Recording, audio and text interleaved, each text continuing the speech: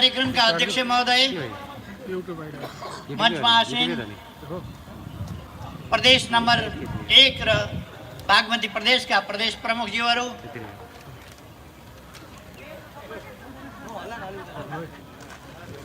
संविधान सभा का माननीय अध्यक्षज्यू, माननीय मन्त्रीज्यूहरू,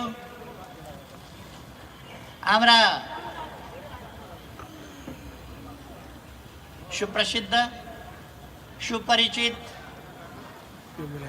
अत्यन्तै नेपाली जनताका मनमा रहेका आदरणीय कलाकार मदनकृष्ण श्रेष्ठ, हरिवंश आचार्य र सम्बन्धित सबै महानुभावहरू,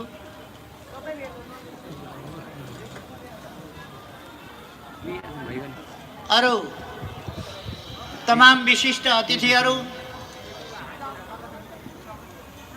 विभिन्न पार्टीका प्रतिनिधिहरू, संघ संस्थाका प्रतिनिधिहरू, मेडिकल कलेजका सञ्चालकहरू, डाक्टरहरू, कर्मचारीहरू, नर्सहरू र सबै यहाँ उपस्थित हुनुभएका दाजुभाइ दिदीबहिनीहरू, आज यस ठाउँमा अत्यन्तै महत्त्वपूर्ण एउटा नयाँ कामको सम्पन्नता हामीले घोषणा गरेका छौँ, उद्घाटन गरेका छौँ र यो ठाउँ, यो नगर, यो जिल्ला, यो प्रदेश र यो देश तमसोमा ज्योतिर्गमय भन्दै, अँध्यारोबाट उज्यालोतिर जाओस् भन्दै दीप प्रज्वलन गरेर यस समारोहको पनि शुभारम्भ गरेका छौँ। अत्याधुनिक क्यान्सर अस्पताल जो दुनियाकै क्यान्सर अस्पतालहरूमध्ये अत्याधुनिक चिकित्सा उपकरणहरू, तिनलाई सही ढङ्गले प्रयोग गर्न सक्ने, सञ्चालन गर्न सक्ने, उपयोग गर्न सक्ने चिकित्सकहरू र त्यसमा सहयोग पुर्याउन सक्ने वेल ट्रेन नर्सहरू, स्वास्थ्य कर्मीहरू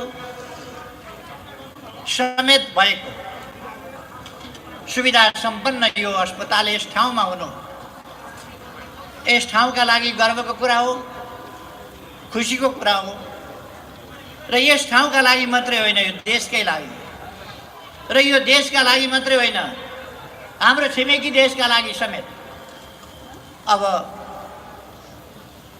विश्व स्तरको सुविधा सम्पन्न क्यान्सर हस्पिटल यस ठाउँमा भएको छ र यहाँ छिमेकका निकटका हाम्रा मित्र राष्ट्रका दाजुभाइ दिदीबहिनीहरूले पनि अन्यत्र जानु पर्दैन, यहीँ उपचारमा आउन सक्नुहुन्छ। सबैलाई थाहा छ, नेपाल औषधोपचारको सम्बन्धमा, मेडिकल ट्रिटमेन्टको सम्बन्धमा, स्वास्थ्य परीक्षण वा उपचारको सम्बन्धमा संसारको सबभन्दा सस्तो उपचार पाउने, परीक्षण र उपचार पाउने देश हो नेपाल। अरू विदेशबाट पनि आउन सक्नुहुन्छ, त्यसकारण प्लेन फेयर समेत जोडे पनि यहाँ आएर उपचार गर्नु धेरै सस्तो पर्नेछ अरू देशका मानिसहरूलाई पनि। त्यसकारण यो एउटा खुसीको कुरा हो। यस काममा अगुवाई गर्ने साथीहरू दुर्गा प्रसाई, मैडम गिरिजी लगायत अघि भर्खरै हामीले पुरस्कृत गरेका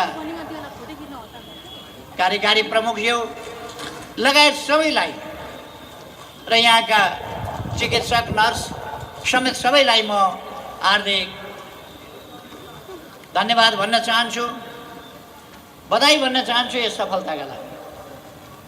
शुभकामना भन्न चाहन्छु, तपाईहरुको यो उत्साह कमजोर नहोस्, अझ अगाडि बढेर जाओस्। धेरै धेरै शुभकामना। तपाईहरुलाई सफलता मिल्दै जाओस् आगामी दिनहरुमा। धेरै धेरै शुभकामना। भन्नेहरूले भन्दै गर्छन्, आलोचना गर्नेहरूले गर्दै गर्छन्। दुर्गा प्रसाईजीको एउटा विशेषता छ, मार्सी चामल भनेर आलोचना गरे, विरोध गरे, त्यसैले उहाँले एउटा ब्रान्ड बनाइदिए। अरू के ब्रान्ड भन्नुभयो कि मैले बिर्सेँ। गाली गरेका छन्, तर माफिया के अरे त्यो माफिया व्हिस्की। अरू के डन डन एनर्जी ड्रिंक। जे गाली गरेका छन् ती सबै ब्रान्ड भनेर छन्। अथवा एउटा हिम्मत भएको मान्छे हो दुर्गा प्रसाई भन्ने कुरा।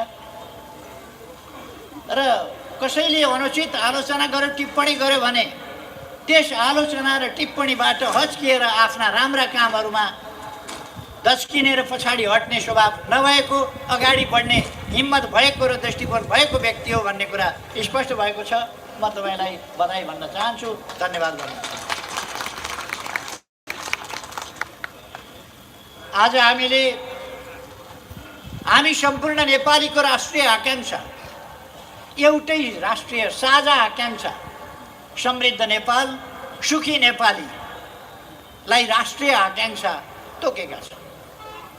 योभन्दा ठुलो आकांक्षा, समृद्ध नेपाल भन्दा ठुलो आकांक्षा, सुखी नेपाली भन्दा ठुलो आकांक्षा अर्को हुन सक्दैन। राष्ट्रिय सन्दर्भमा भन्ने हो भने समृद्ध नेपाल, सुखी नेपाल। त्यस सम्बन्धमा त्यो हाम्रो राष्ट्रिय आकांक्षा, राष्ट्रिय उद्देश्य, राष्ट्रिय गन्तव्य, त्यसमा पुग्नका लागि हामी विभिन्न प्रकारका विभिन्न क्षेत्रमा प्रयासहरू अगाडि बढाइरहेका छौँ। भन्नेहरू भनिरहेका छन्, खुट्टा तान्नेहरू तानिरहेका छन्। कुन्ती मोक्तानले गाएको गीत जस्तै खुट्टा तान्दै गर, म त हिँड्छु मेरै बाटो, खुट्टा तान्दै गर। पर्यो भने ब्रान्ड बनाउने रहेछ,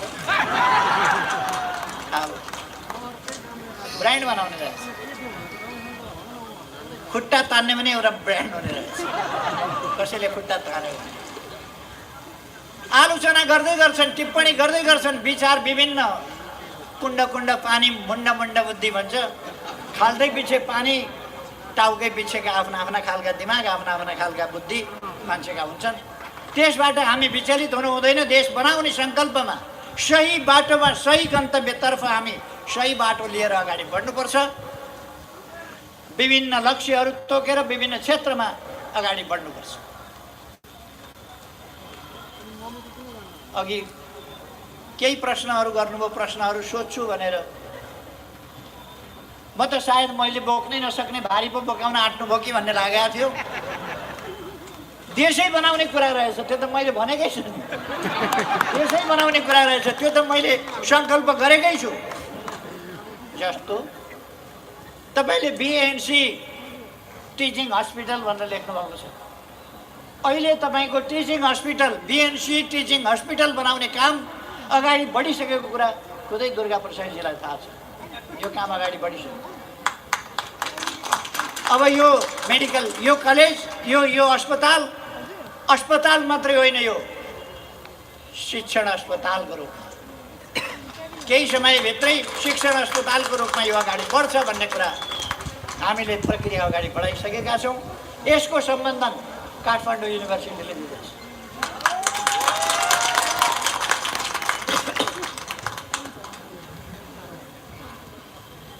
त्यसकारण तपाईँको एउटा प्रश्नको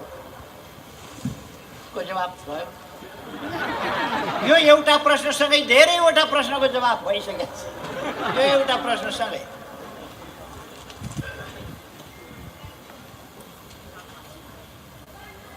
ठिक हो।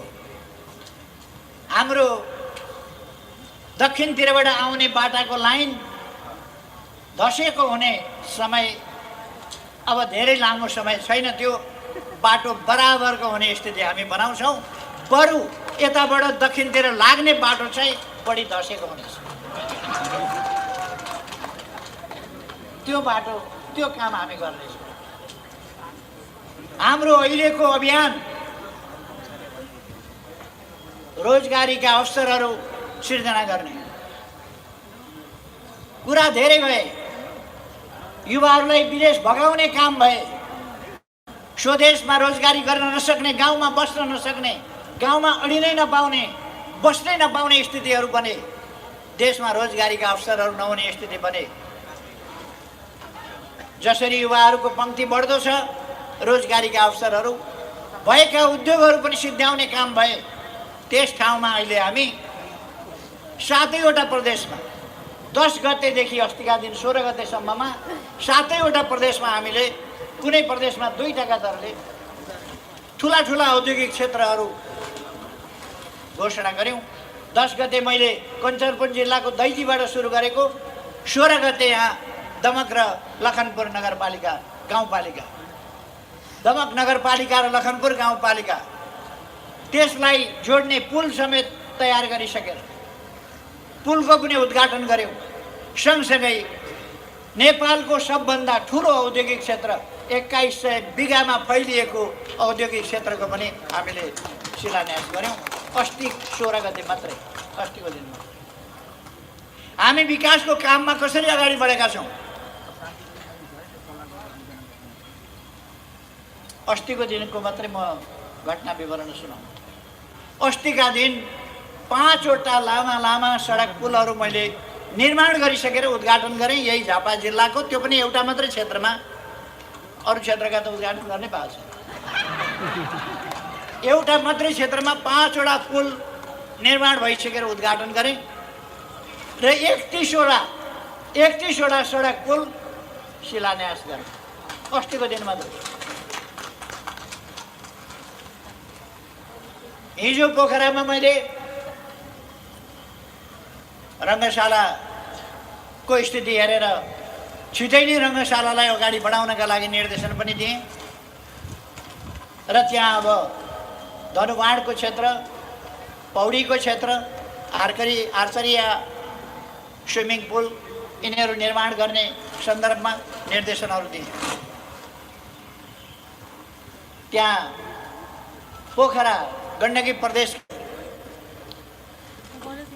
राजधानी स्थित पोखरामा एउटा गण्डकी प्रदेश प्रशिक्षण केन्द्र, भव्य महलको प्रशिक्षण केन्द्रको शिलान्यास पनि। आज अघि भर्खर 37वटा नयाँ बनेका घरबार विहीन, जमिन विहीन, छाप्रा नभएका मान्छेहरूलाई 37वटा घर भर्खरै हस्तान्तरण गरेर म यस कार्यक्रममा आएको छु। 37वटा घर यसै ठाउँमा अघि भर्खर हस्तान्तरण गरिए। सयौँ घरहरू यसै आर्थिक वर्षभित्र यस नगरपालिकामा तयार हुँदैछन्। एवं रीतले अरू ठाउँहरूमा पनि हामी वितरण गर्दैछौँ। अब यसभन्दा पछि उर्लाबारीमा ठ्याक्कै यस जिल्लाको सिमाना कट्ने बित्तिकै उर्लाबारीमा हामी सन्थाल बस्तीको, एकीकृत सन्थाल बस्तीको शिलान्यास गर्न जाँदैछौँ र केही समयभित्रै, केही महिनाभित्र ती बस्तीहरू तयार गरिसकेर उद्घाटन पनि हामी गर्नेछौँ। आलोचना गर्नेहरूले गर्दै गर्छन्, केही भएन भन्नेहरू। लक्ष्मीप्रसाद देवकोटाले एक ठाउँमा भनेका छन्, दर्शन किन्तु कहीँ दिँदैन, चर्म चक्षुले कानमा।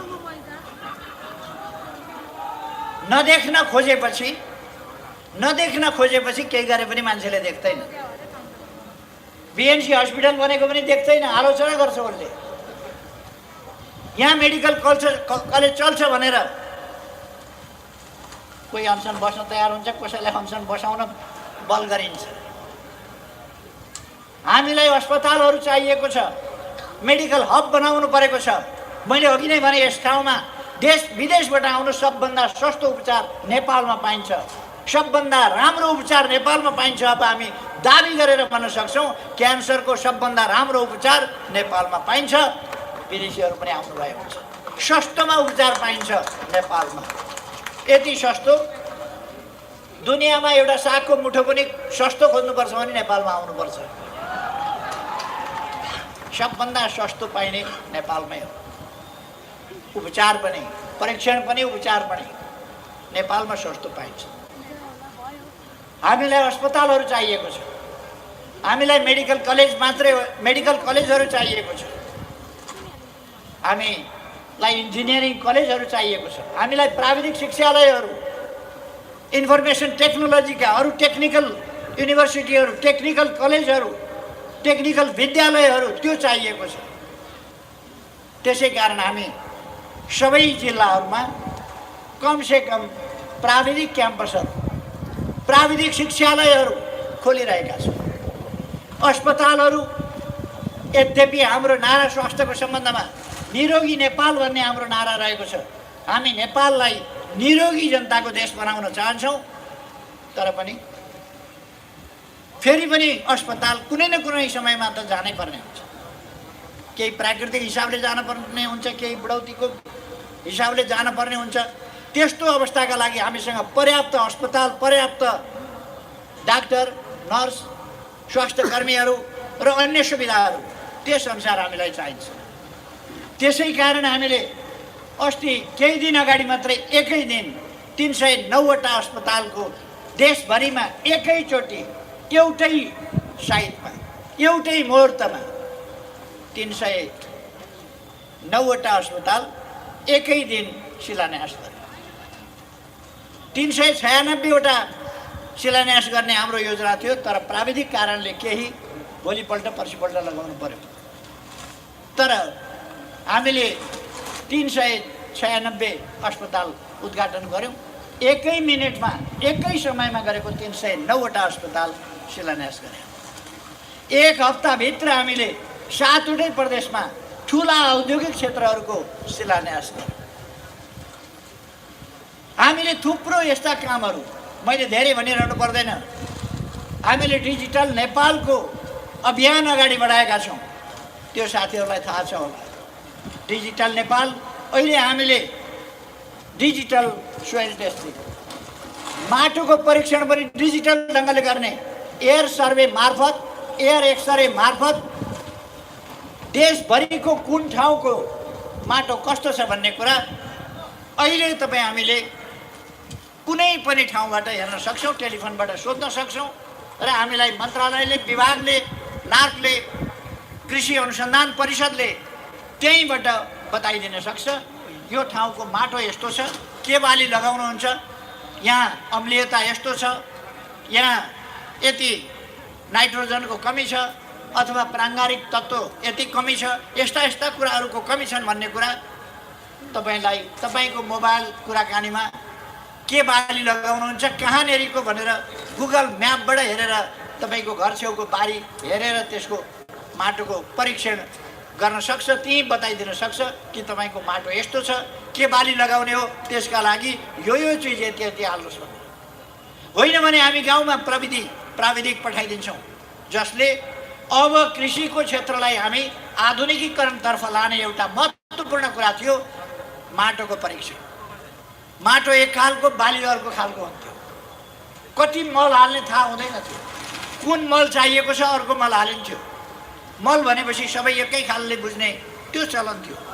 त्यसलाई तोडेर कुन चिजका लागि कति मल, त्यो हामीले प्रबन्ध गरेका छौँ। त्यसका लागि माटोको परीक्षण गरेका छौँ। माटोको परीक्षण अब हरेक ठाउँबाट किसानले आफै किसानले जान्न सक्दछ। विभिन्न क्षेत्रमा हामीहरूले विकास गरेका छौँ। शिक्षा क्षेत्रमा त्यसै गरी फड्को मारेका छौँ हामीले। अब विद्यार्थीहरूलाई कम्प्युटर र ल्यापटपहरू पठाएर विद्यालयमा हामी आधुनिक प्रविधिबाट काठमाडौँका राम्राभन्दा राम्रा शिक्षण विधि भएका वा क्षमता भएका विद्यालयबाट गाउँका विद्यालयमा सोझै पढाइ गर्न सक्छौँ। यस खालको प्रविधि हामीले गरेका छौँ। नागरिक एप्स निर्माण गरेर डिजिटल नेपालको सपनालाई साकार पार्ने बाटोमा हामी धेरै अगाडि बढिरहेका छौँ। अप्टिकल फाइबर बिछाउने, 4G सबै जिल्लामा तुरुन्तै पुर्याउने लगायतका कामहरू हामी सफलताका साथ अगाडि बढाइरहेका छौँ। हाम्रो कलाकार हरिवंशजीले भन्नुभयो जस्तै अब हाम्रा बाटाहरू बनाएको 1 महिनामा उक्किने बाटा होइन, पक्की बाटो बनाउँछौँ हामी, पक्की बाटो। अलिकति यसो छर्किने अब पक्की बाटो बनाउँछौँ हामी, जसलाई पिच पक्की बाटो भनिन्छ। किनभने हामीलाई देखाउनु छैन, देखाएर के बाटो अरे के बनाएको के बन्छ अरे, ए पिच रोड बनाएको घिच रोड हुने, पिच रोडलाई अब घिच रोड हुन दिँदैनौँ हामी। हामी पिच रोडलाई पिच रोड नै बनाएर छोड्छौँ र त्यो नभत्किने गरी बनाउँछौँ। नभत्किने भनेर सधैँ नभत्किनु त हुँदैन, तर 20-30 वर्षपछि त बेग्लै कुरा हो। म नै बुढो भइसकेँ हेर्दा हेर्दै, अब फरक त परिहाल्छ। बुढो हुन थाल्यो, म त बुढो भइसकेको छैन, मेरो बुवा चाहिँ अलिक बुढो हुन थाल्यो। खैर कहिल्यै केही नहुने त केही पनि हुँदैन। यी बिल्डिङहरू पनि पछि पुराना हुन्छ, फेरि अर्का बिल्डिङ बनाउनुपर्छ, तर पछिको कुरा हो। अहिले हामी राम्रा पक्की स्थायी खालका संरचनाहरू निर्माण गर्छौँ। हाम्रो देश भर्खरै भूकम्पबाट पीडित भएर पीडा भोगेर आएको छ, त्यसकारण अबका हाम्रा संरचनाहरू हामी भूकम्प प्रतिरोधक स्तरमा बनाउँछौँ। त्यो काम हामीले गरिरहेका छौँ।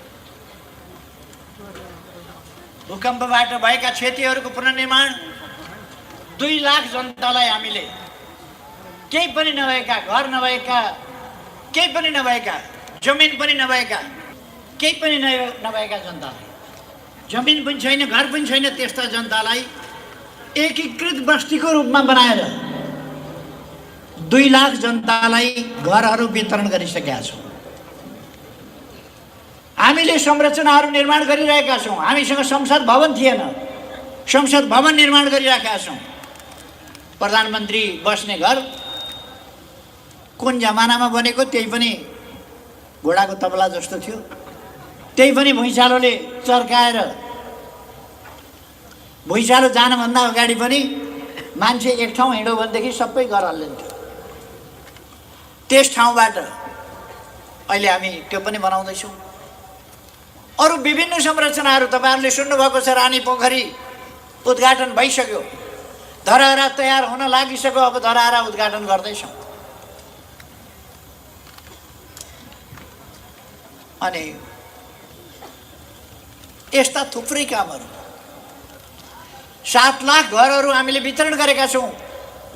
भत्किएका घरहरूलाई पुनर्निर्माण गरेर जनतालाई, गरिब जनतालाई वितरण गरेका छौँ।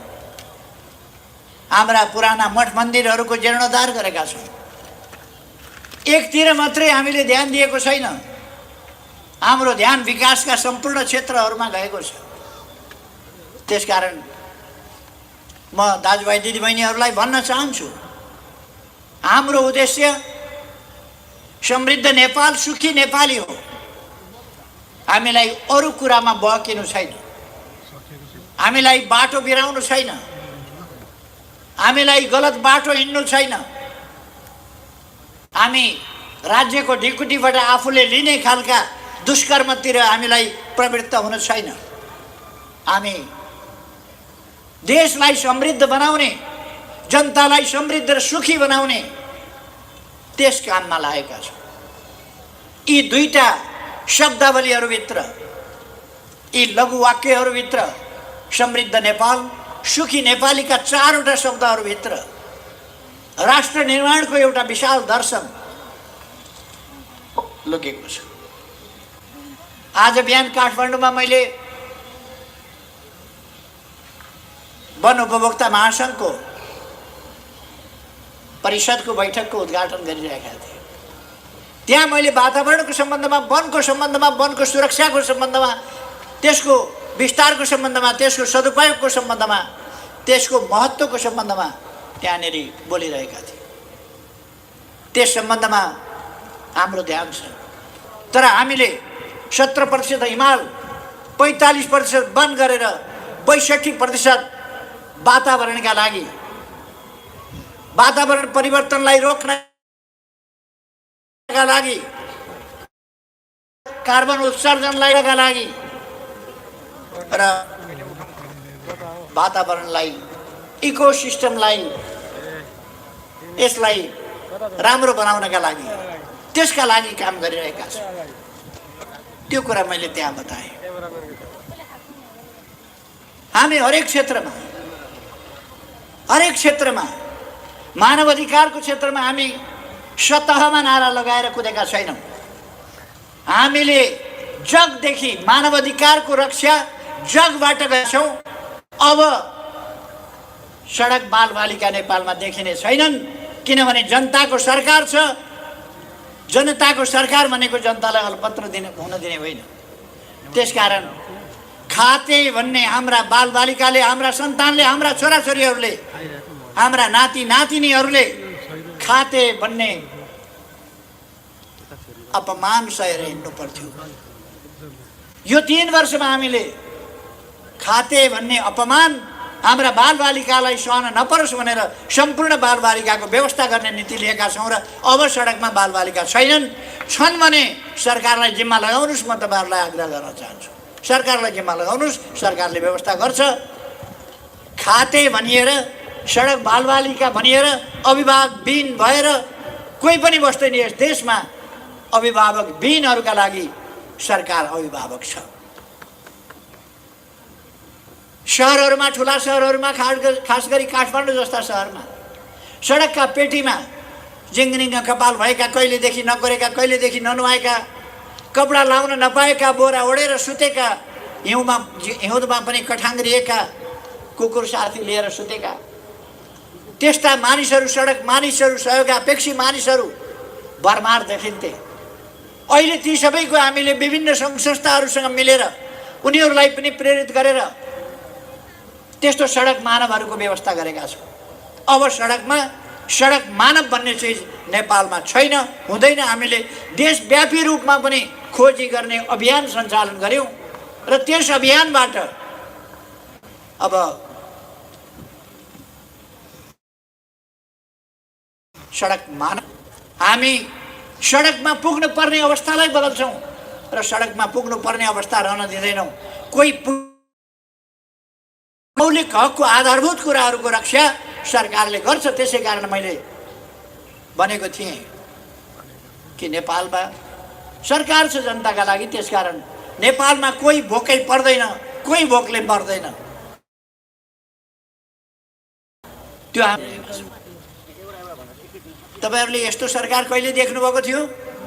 फुस्का छाना अब कहीँ रहन नदिने, खर्का छाना रहन नदिने, देशभरि कम्तीमा टिनका छाना हालिन्छ, फुस्का छानाहरू हटाइन्छ। म स्थानीय पालिकाहरूलाई भन्न चाहन्छु, तपाईँहरूलाई जति जस्ता पाता चाहिन्छ सरकार दिन तयार छ। तपाईँहरू लिनुहोस् र फुस्का छानाहरू विस्थापित गर्नुहोस्। फुस्का छाना नराख्नुहोस्। जनता आवास कार्यक्रम मार्फत हामी धेरै हजार घरहरू हरेक वर्ष गरिब जनतालाई निर्माण गरेर वितरण गरिरहेका छौँ। जनता आवास अन्तर्गत ससाना सुविधा सम्पन्न तर पक्की घरहरू जहाँ टोयलेट, बाथरुम आदिको समेत सुविधा छ, त्यस्ता घरहरू बनाएर जनतालाई वितरण गरिरहेका छौँ। मानव अधिकारको मर्म त्यहाँ छ। राजनीतिक स्टन्टबाजी गर्नका लागि मानव अधिकारका चर्का नारा लगाएर विभिन्न रङरूपमा उफ्रिनु र कुद्नु बेग्लै कुरा हो। तर सरकारले जगदेखि मानव अधिकारको रक्षा गर्ने काम गरेको छ। त्यसकारण आलोचकहरूप्रति पनि मेरो कुनै गुनासो छैन। तर दुर्गा प्रसादजीले भने जस्तै काम गरिराखेको छ, देशको लागि काम गरिराखेको छ र आधारविहीन ढङ्गले आलोचना गरिराखेको छ भने स्वाभाविक रूपमा त्यो चाहिँ ब्रान्ड बन्दो रहेछ। त्यो ब्रान्ड बन्दो रहेछ र ब्रान्ड बन्छ नै, किनभने त्यो गाली होइन, त्यो श्राप होइन, त्यो आशीर्वादको रूपमा लाग्छ। दुर्गा प्रसादलाई जसरी लागेको छ त्यो गाली त आशीर्वाद भइरहेको छ। म धेरै समय नल्याउँ, मैले अघि नै भने हामीलाई फेरि अहिले भर्खर उर्लाबारीमा अर्को कार्यक्रममा शिलान्यास गर्न जानु छ। आउने बर्खाभन्दा अगाडि नै हामीले त्यहाँका गरिब सन्थालहरू जसको बस्ती छैन, घर छैन, उनीहरूलाई एकीकृत बस्ती बसाएर ती घरहरूमा वर्षायामभन्दा अगाडि नै सार्नुपर्नेछ, आवास दिनुपर्नेछ। त्यसकारण हामी त्यो कामहरू तीव्रताका साथ अगाडि बढाउँदैछौँ। अघि नै साथीहरूले भनिसक्नु भएको छ दिनमा कति बाटो बन्दैछ। यस देशमा वर्ष दिनमाका दरले बाटो बन्ने गर्थ्यो कहिले कहिले, त्यस ठाउँमा अहिले एक दिनमा 5.7 किलोमिटरका दरले बाटो बन्छ। 900 पुलभन्दा बढी पुल यस बिचमा बनिसकेका छन्। सडक पुलहरू, धेरै झोलुङ्गे पुलहरू बनेका छन्, तुइनहरू विस्थापित भएका छन्, बाटाहरू चौडा बनेका छन्। एकै दिन एकै रातमा त स्वस्थानी व्रत कथामा मात्रै हुन्छ। सतीदेवीले यसो सोधेका बेला महादेवले यतापट्टि हेर त भनेर घर देखाएको। यो त व्रत कथामा भन्ने हो भने बाटो बनाउनु। तपाईहरुले देख्नु भएको छ चाराली भद्रपुर सडक बनेको छ, देख्नु भएको छ बिरतामोड भद्रपुर सडक बन्दैछ। तपाईहरुले देख्नु भएको छ, सकेसम्म भएको छ। तर छिटो भने पनि मान्छेको मन उड्छ, मन जस्तो छिटो बाटो त उड्दैन। समय लाग्छ, भन्दा छिटो उड्छ, छिटो मन उड्छ।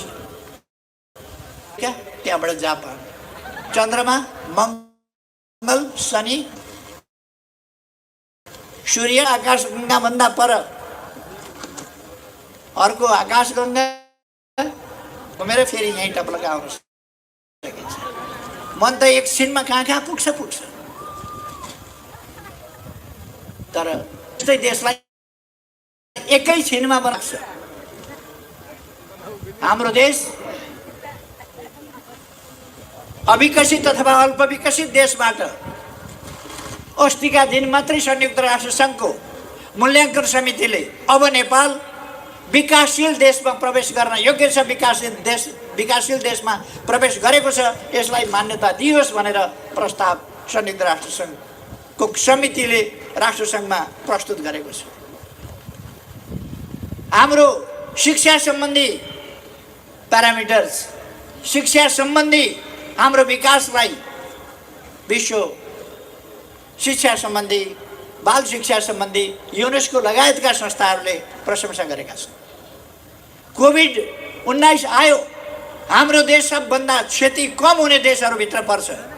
हामीले खोप बनाएका छैनौँ, तर खोप बनाउने देशहरूमा जति बेला सुरु भयो त्यति बेलै हामीले पनि सुरु गरेका छौँ खोपको काम। खोप धमाधम भइरहेको छ, तपाईहरूलाई थाहा छ, खोप धमाधम भइरहेको छ। कमभन्दा कम क्षति भएको छ। नेपालमा सरकारले सतर्कता अपनाएको छ, जनतालाई आह्वान गरेको छ, मार्गदर्शन गरेको छ। कुरा उडाउनेहरू त उडाउँछन्, तर हामीले हाम्रो देशलाई सुरक्षित राखेका छौँ र हाम्रो देशबाट कोभिडलाई हामी छिटै भगाउँदैछौँ।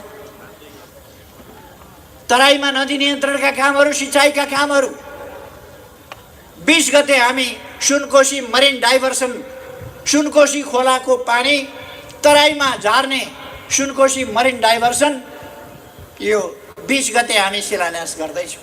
यही 20 गते बनेको पर्सीबाट सुनकोशीको पानी तराईमा झार्ने काम हुँदैछ। हामी कन्काई सिँचाइ आयोजनाको विकास गर्दैछौँ। हामी तमर चिस्याङ सिँचाइ आयोजना, त्यसको तयारी गरिरहेका छौँ। मैले विकासका हाम्रा प्रयासहरू, ठुल्ठुला विकासका आयोजनाहरू, हामी ठुला सपनाहरू देख्छौँ, ठुला सपना देख्छौँ। मानव जातिले साकार पार्न सक्ने खालका ठुला सपना देख्छौँ। हामीलाई आवश्यक परेका ठुला सपना देख्छौँ। हाम्रो सुन्दर भविष्यका ठुला सपना देख्छौँ र ती सपनाहरूलाई साकार पारेर छोड्छौँ, किनभने हामी इमान्दार प्रयास त्यस दिशामा अगाडि बढाउँछौँ। हामी देशबाट भ्रष्टाचार अन्त्य गरेर छोड्छौँ। भ्रष्टाचार न्यूनीकरणका प्रयासहरू अगाडि बढेका छन्। यस बीचमा हामीले सैकडौँ बिघा जमिन, भूमाफियाले कब्जा गरेका सैकडौँ बिघा जमिन फिर्ता ल्याएका छौँ, जो दशकौँ अगाडिदेखि कब्जा गरेर बसेका थिए। ती भूमाफियाहरूबाट फिर्ता ल्याएका छौँ जमिन। कतिलाई त जे गरे पनि रिस उठ्छ। दुर्गा प्रसाईजीले यहाँ शिव मन्दिरको यत्रो कुरा गर्नुभयो, शिवजीको सबभन्दा विशाल शालिग बनाउने कुरा गर्नुभयो। छिटो बनाऊ, शिलान्यास गर्नुपर्छ भने नि आउँछु, उद्घाटन गर्न पनि आउँछु। अब अरू त मैले के गर्नु। तर पशुपतिमा सुनको जलारी चढायो भने पनि आलोचना गर्ने मान्छेहरू पनि छन्। नेपालीहरूको आस्थाको केन्द्र हो त्यो, थुप्रै हिन्दूहरूको आस्थाको केन्द्र हो, र त्यसमा पनि सनातन धर्मवाला आदि योग गुरु, आदि योगी, शैव्य दर्शन सबभन्दा पुरानो दर्शन विश्वको, सभ्यताको सुरुवात भएको शिवबाट, सङ्गीतको सुरुवात शिवबाट, नृत्यको सुरुवात शिवबाट, योगको सुरुवात शिवबाट, ध्यान तप हठ योगको सुरुवात शिवबाट। अनि त्यस्तो नेपाली जनताले मानेको आराध्य देवलाई चाँदीको उहिले कुन जमानामा कसले बनाइदिएको रहेछ, त्यो खिँदा खिँदा खिँदा खिँदा सिद्धियो। पाप्रो मात्रै छ। त्यो ठाउँमा 108 किलो सुनको जलारी दिइयो। कसैलाई भ्रष्टाचार गरेर दिया त होइन नि, पशुपतिनाथलाई दिएको। मैले मेरो श्रीमतीलाई कुण्डली झुम्की बुलाकी के जाति हालिदिएको होइन सुनको, शिवजीलाई दिएको 108 किलो। त्यसमा पनि आलोचना गर्छन् मान्छे, गर्नेले गर्दै गर्छन्। हामीले लुम्बिनी अन्तर्राष्ट्रिय एयरपोर्ट अब तयार हुन लागेको छ। लुम्बिनीमा हामीले सभा गर्न जाँदा सभा गर्ने ठाउँै थिएन, विदेशीहरू बोलाएको थियो। अन्तर्राष्ट्रिय सम्मेलन भनेको थियो लुम्बिनीमा, भरे त जुत्ता हिलोमै अड्किने, घुँडासम्म सुरुवाल हेर्नै नहुने, त्यस्तो हिलोमा परि। अनि मैले भने 2 वर्षभित्र 5000 क्षमताको ध्यान केन्द्र सभागृह बनाउँछु। त्यति बेला त मलाई निकालिहाल्यो फेरि। यसले त देश बनाउने भयो, यसलाई त रोक्नुपर्छ, यसले त देशलाई माथि उठाउने भयो, हटाउनुपर्छ भनेर हटाए। तर नेपाली जनताप्रति म आभारी छु, ऋणी छु, कृतज्ञ छु। उहाँहरूले मलाई फेरि प्रधानमन्त्रीमा ल्याउनु। अहिले दोस्रो पल्ट आएपछि मैले शिलान्यास गरेर अब उद्घाटन गर्ने बेला भएको छ। यसपल्टको सम्मेलन हामी बुद्ध जयन्ती हामी लुम्बिनीमा भव्यताका साथ त्यो विशाल सभा हलभित्र मनाउँछौँ। म प्रधानमन्त्री बन्ने बित्तिकै पहिलो वर्ष नै 37 दिनमा हामीले 10-15 वर्षका लागि हुने अस्थायी सभागृह त्यहाँ निर्माण गर्यौँ तत्काल।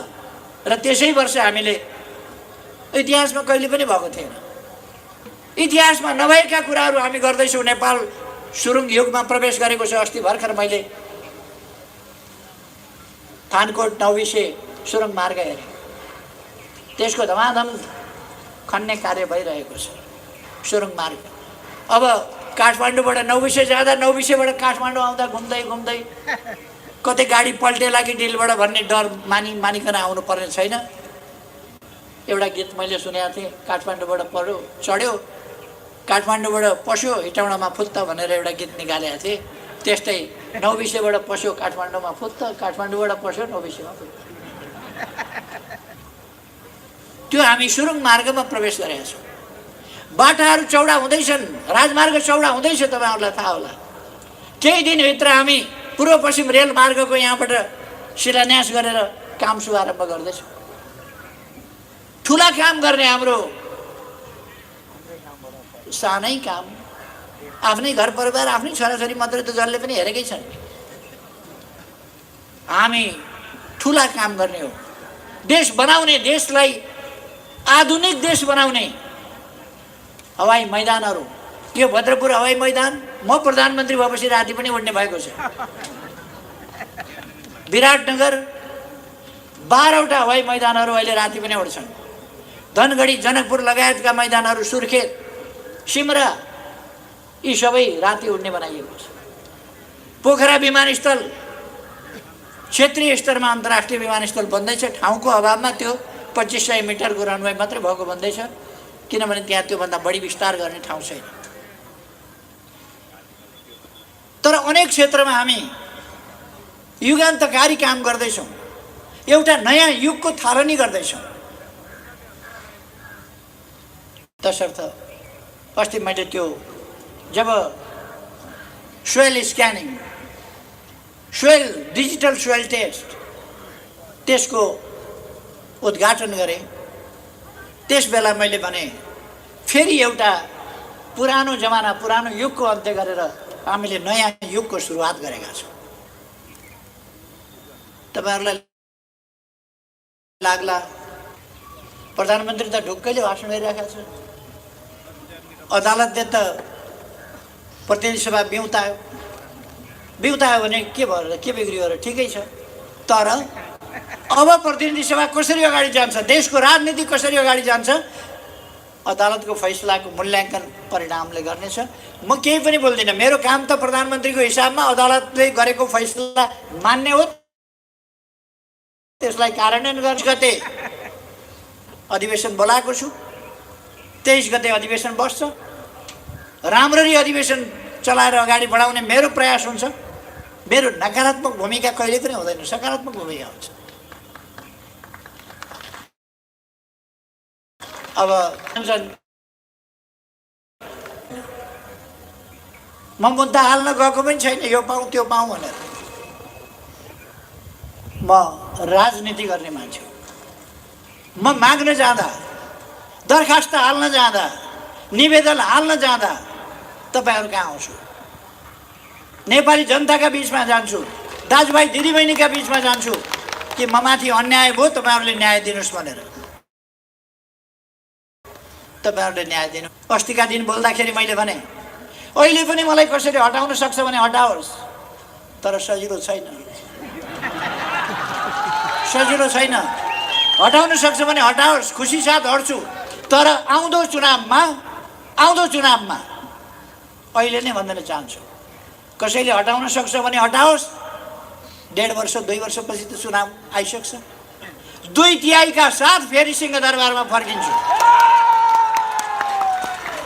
त्यो कुरा नेपाली जनतासँग म आग्रह गर्न चाहन्छु। किनभने यो देश बनाउनु पर्छ, यो देशलाई बिगार्न दिनु हुँदैन, यो देशलाई अलमलमा पर्न दिनु हुँदैन। हामीले जुन बाटो बनाएका छौँ त्यो बाटो अलमलिन दिनु हुँदैन, बिग्रिन दिनु हुँदैन, रोकिन दिनु हुँदैन, त्यहाँ तगारो लाउन दिनु हुँदैन।